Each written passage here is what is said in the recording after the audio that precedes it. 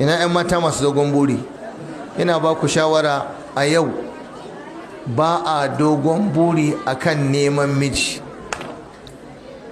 Abinda Allah ya kawo na kwarai mai albarka, Allah ya bada lafiya, zaman lafiya. Duk wacce ta ce sai wane in ba wane ba za ta yi ba, to za ki sha zama. Duk kuma yarinyar da ta yi rawar ido ta ci uban buri akan aurenta, ki ba ta shekara 35 ko 40, Allah zai iya jarrabanki ki rasa abin da kike so din, yayi ta kawo miki wanda ba su cika miki sharaɗin ba. Ke ma ai baki cika sharaɗi ba a wajen wani ai. An ce miki 100% ce ke can a mokaɗe a goggoce,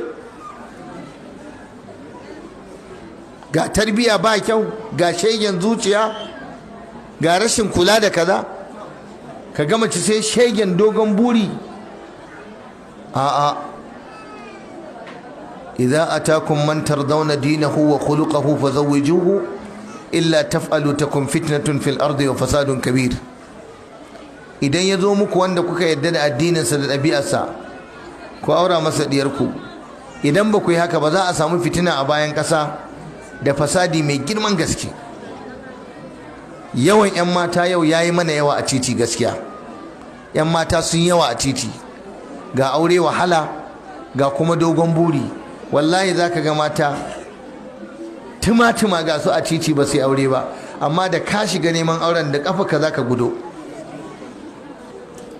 Wata fa kai, wata fa tana fa zaune ta yi kwantai ba ta samu shiga ba. Wani ya zo neman ta aure, yana fara zuwa suna magana, sai ta fara maganar, za ka sai mun mota? Mota?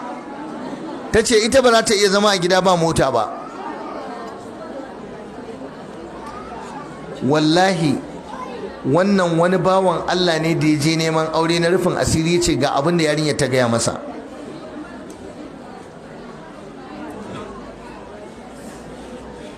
Wata kuma zuwa ta yi, tana ga yana zuwa da riguna masu kyau, sai ta ce bana dai tare da ni za a hau arfa ko? Buri, kwaɗayi, kamar wasa. Ta ce har yanzu bai kira ta fa aka je an kamata fasfo ba.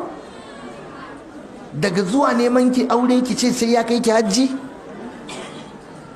Ina ma laifin ki ce in Allah ya hore maka in ka aure ni ka kai ni. Wannan shi maza suke guduwa a wajen ku saboda kwaɗayinku da shegen buri da kuke nunawa. Ga wulakanta samari.